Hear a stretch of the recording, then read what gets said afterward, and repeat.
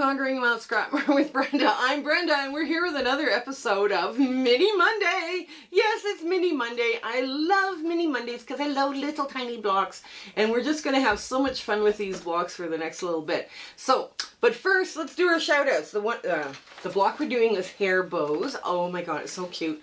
But let's do our shout outs. I'll forget otherwise. Emma at the 10-minute quilter, or Chris at Quilter Chris. Now she's got some, K's going on in her name, so I'll post both of their YouTube channels in my links below, so you guys can, check them out, right? So you make sure that you go check them out, see what you like there, and if you like it, hit their subscribe button and tell them that Brenda from Conquering Mount Scrapmore sent you. Both of these people are very talented quilters, so you might find some interesting, fun things for them. Now, what's up next is our Zoom So dates are the first Saturday every month from 9 a.m. to 5 p.m. Mountain Standard Time, because I'm in Alberta, Canada. And if you guys are liking what you see here, please make comments, thumbs up, share, like, subscribe, hit the bell, and hype. Hype is a new thing. All of those things help change our analytics, and we move forward to give more quilters free patterns like hair bows, right? So this is kind of what we're hoping for. We also have a Facebook group. We have lots of fun community chats in there and fabric exchanges by country. We have a virtual sewing room hosted by Discord for the Facebook members. And if you're part of the Facebook community and you want to join the group, please, the admins are saying, please answer the question, agree to the rules, because they can't let you in otherwise, because they're trying to keep that room, that area very safe just for quilters only. I also speak for free to quilting guilds and quilting groups, and if you need to get a hold of me, you can message me through the Facebook group, or you can hit the About tab, and that has my email address, and I'll be happy to try and make my best accommodation to speak to your group. Also, if you guys have shout outs, somebody's working hard and doing some cool stuff, and give me their name and their link for their YouTube channel, and like I say, it's under the About tab as the email address, or you can message me directly through Facebook. Just don't tell them we're sneaking around doing something nice for people.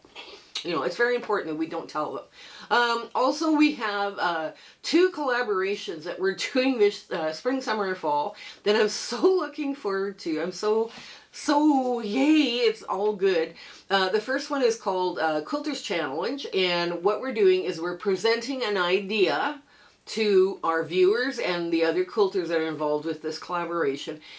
And now we want to see what you come up with when you see that theme or idea. So I am just I am anticipating some amazing stuff from people, and I'm just like, it's going to be so much fun seeing what everybody else comes up with. So yeah, that one's going to be a lot of fun. Also, Donna from Handmade by Ying with Donna is hosting the Back to Basics. So she's assembled a crew of YouTubers, other YouTubers, and she's included me in that. And we're going to teach basic skills. Now those basic skills are really a good way for a beginner to learn, or somebody who's been around the block a few years and have picked up a bad habit or two like myself. We can go back and look at those very basic skills and, kind of maybe steer ourselves back onto the right path, so to speak. And it's going to be a lot of fun, and there's some very talented YouTubers in both of those challenges, so I'm looking forward to that. Now, when this video drops, Twinkle Twinkle is underway, and we're just having a blast with that one. And it's their next sew-along, mystery sew-along for Wednesday drops are going to be Happy Scrappy Overflow, and then the one after that is Disappearing Pinwheel. That's the purple and white quilt you guys always ask about, that's usually sitting here. This one is Barn Swallow, by the way, in case you're wondering. And yeah, that's a very fun, fast quilt to do. And yeah, we're gonna try and have some fun with that one too. So yeah, either one of those, guys, if you wanna do them, yeah, come look us up on Wednesdays. That's it. I think that's it. Yes, that's all of it. So come on in. Let's get to the sewing of hand bows. Or hair bows. Okay, so we're at the sewing machine. I've already cut apart my design. Tape is your friend. When you have to start pulling something apart, you're going to need tape. All the patterns have been marked. See if you can see the markings on the back with my tracing wheel. It leaves little bumps as to where you line up everything, which is really handy to have. Oops. And of course your add a quarter ruler, your rotary cutter, a regular ruler, you know, some fabric, and we're just gonna get right into it. So what I'm going to do with this, okay, I've got way too much fabric here, but I've got 2 pieces, let's see, 3 pieces. If I can get 3 pieces about that wide, that would be perfect. So let's just cut off the selvage edge and not our pattern. That would be bad. Okay, so where's our next cut? About there. There and there. Get this in here. Yeah, we've got some fun fabric there. You're just taking estimates. And I think I've got enough to get these side pieces, maybe. Do I? Ooh, yes I do. Okay, great. So I'm just going to scoochy this over just a hair and cut my side pieces. There we go. Those are the light grays. The light grays. Now again with the dark pinks. So the gray is now done, right? I've got all the light gray pieced or used that I need. That pink. Oh, so the pink is going to be, there's one piece, and yes, it's oversized. There's another piece. Yes, it's oversized. Oh, okay. And I will have one piece left for, oh, I'll cut, you know what? I'll cut another one. Okay, so I'll just leave this pink here because I don't know if I've got enough pink to do the center of the bow. So I'm just going to hang on. I can pre-cut as much as I want. So what I'm going to do is I'm going to lay this out and hopefully get something interesting. You know, like some lines. Oh, let's go the other way. Let's go the other way. So I want some lines and interest on this. So what I'm going to do is I'm going to take a pin. You know, I have a pin, and I'm just going to mark this in the center. Again, let's get this lined up so I got some baubles and whatnots in there. Now I'm going to pin. Now when you pin, you're distorting the fabric this way, right? But that's okay because these lines are pretty much, let's go over just a hair. These, you know, the lines here are not, okay, but it's okay. Like you're not doing a great big pin. You're not pinning a whole bunch of big pieces. So just with this, we're going to come here and trim off the one side, just the one. We're not trimming off all of it. We're just trimming off the one side. Now that's big enough for a half square triangle. Let's do this side. Okay, there we go. You do them all the same. There. Okay, and now am I going to have, is this going to be big enough if I lay it this way? Probably. Probably big enough. Yes, it is. Oh my goodness. And I will need an extra piece for the, center. Oh well, that's okay. That's okay. It will be fine. I'll take 1.5 inches off. I can always use 1.5 inch pieces somewhere else. Here we go. And we got all the pink done. There, now, so we're going to put one pink here. Oops. And we're going to lay it at an angle, right? Now we want to lay it at an angle so we have good coverage on both sides. Okay, oh, I got the wrong foot on. I spend my life changing my feet on this sewing machine. The big advantage of these new machines, you just clip them or you unclip them and then you reclip them. That's such a nice feature. On these old ones, it's not that horrible of an ordeal to change feet. But, you know, it is what it is. There we go. Now,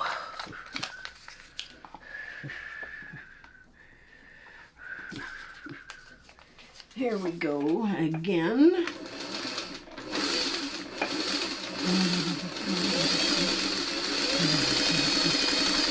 This is such a cutie for a quick block. Oh, yes.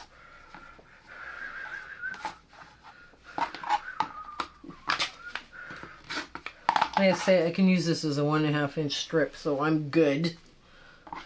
Okay, so this goes down just like so. You slip it into place, and let's see.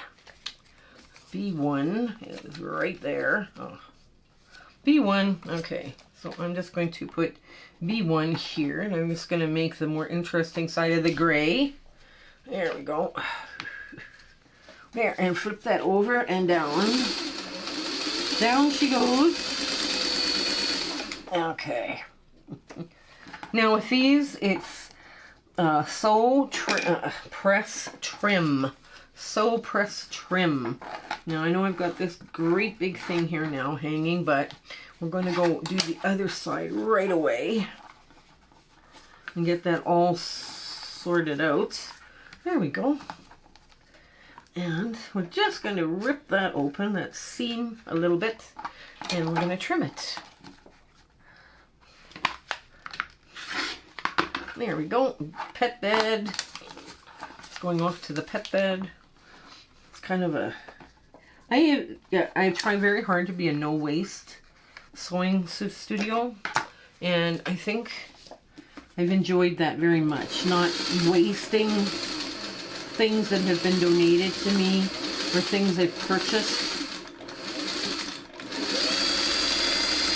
I'm happy with not seeing all this stuff go into the landfills, you know. Yeah. I mean, sometimes you just have to put stuff, let it go and give it away to people, right? But, you know, but yeah, give it to somebody. If you don't like your scraps, you give them to somebody who will love them and take care of them and, you know, enjoy them. Because that's, you know, one thing that we can do for others, right? Okay. Gee, this doesn't take long. This block won't take very long to do. Yeah, this would be a really cute little block for, you know, for a little girl, right? You might have a center, a different, every second block would be a plain block, or you could go, you know, like have other things like, you know, powder puffs or whatever that you wanted to draw, you know. You'd have all sorts of fun with this. This one here in particular.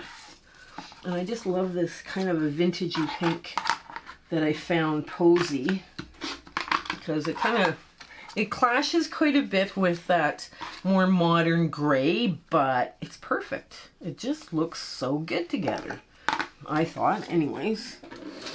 Okay.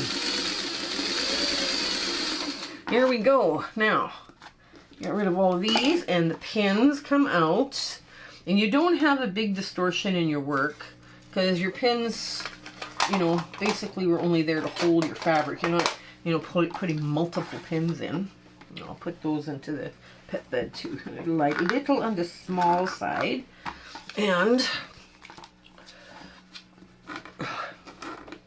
okay, so we're going to get this one off too. There we go. And we got some interesting gray bits going on here with that. So now we're trimming. We're trimming the whole thing. And what we're going to do is we're going to line up our lines, that 1/4 inch line right on the line that we sew.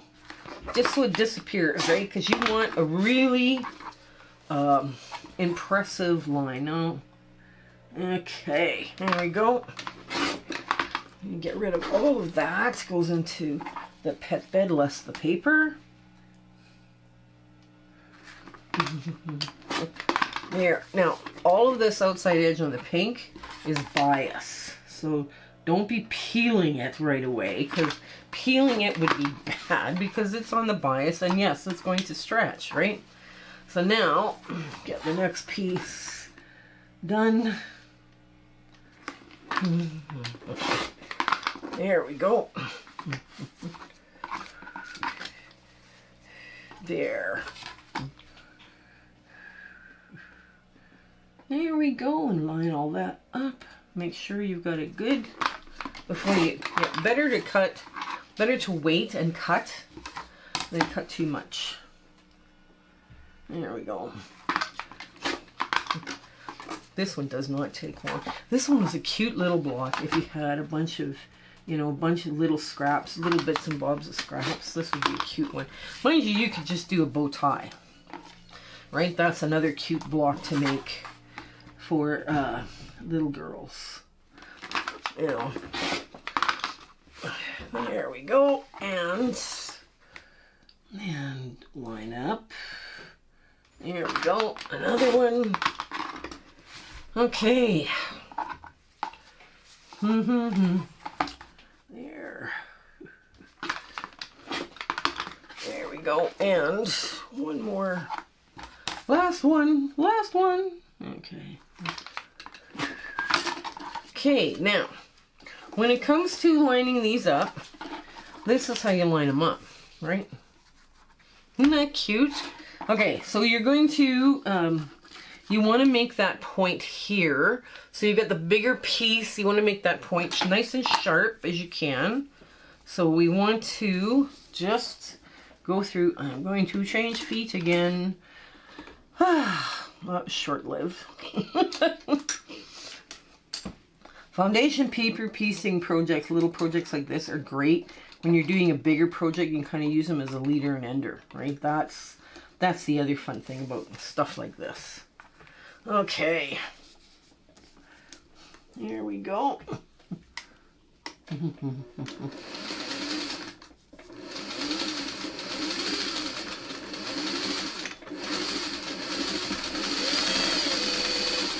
Now you notice I went slowly over that point. I did not rush. I did not do anything, so that's the point we've got. Where did it go? Come on, focus, anytime.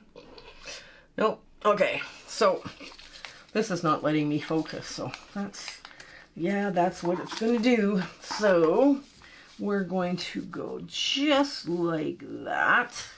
And again, we've got the point up. If you see the point, you can make your point, right? That's the best part of this. And you want to just right there. Okay. Now, here we go. Now this we'll want to push in, right? Because there's lots of fabric right there at that point. So what you want to do is you want to strip off some of this on the outside, but not, you want to strip off your seam allowance, but not all of it, right? Because that way, you know, you won't have so much bulk to argue with, right? So you're just pulling off the seam allowance of the inside, the knot part of the bow, not the fluffy parts. There we go. There, now, okay, so now you've got this 3.5 inch perfection, and you're going to run it around just like so, or inside the seam allowance. You're going to do some stay stitching. There, just like that. There we go, again.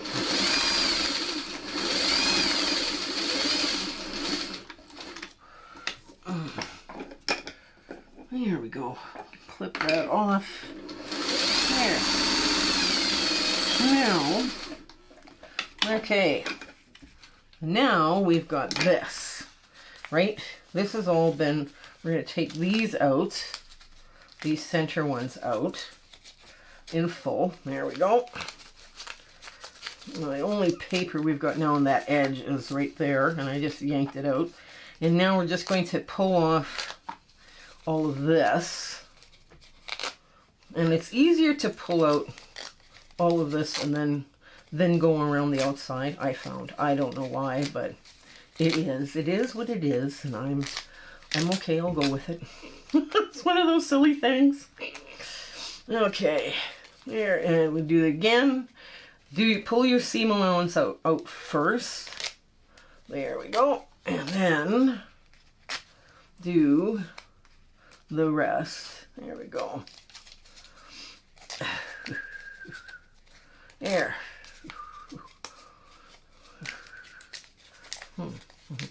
And your stay stitching too helps from having your block distorted, right? It helps with that distortion. Like there is, once you pull out the paper and you measure it again, chances are you don't have any distortion. If your stitches have been set to a shorter stitch length. If you haven't set your stitches to a shorter stitch length and you're not using a sharp needle, you might have some problems. There's two things that are so key when you're doing foundation paper piecing: sharp needles, short stitch length. And just like that, oops, there's another little piece, another hunk. Oh, I got one right there. Okay, so now this is what this looks like from the front. Isn't that adorable? Isn't that adorable little bow? Anyways, let me get it a good press and hit it with the clapper so that the center lies really flat, and we'll get to our ta-da moment. So here's our cute little hair bow. Oh my goodness, I have a few more of these to make this afternoon, so I'm really looking forward to playing around with this. This would look absolutely adorable, scrappy, with a low volume back. You know, you could make like several of these and, you know, put like plain blocks in between, or you could have another little motif in between.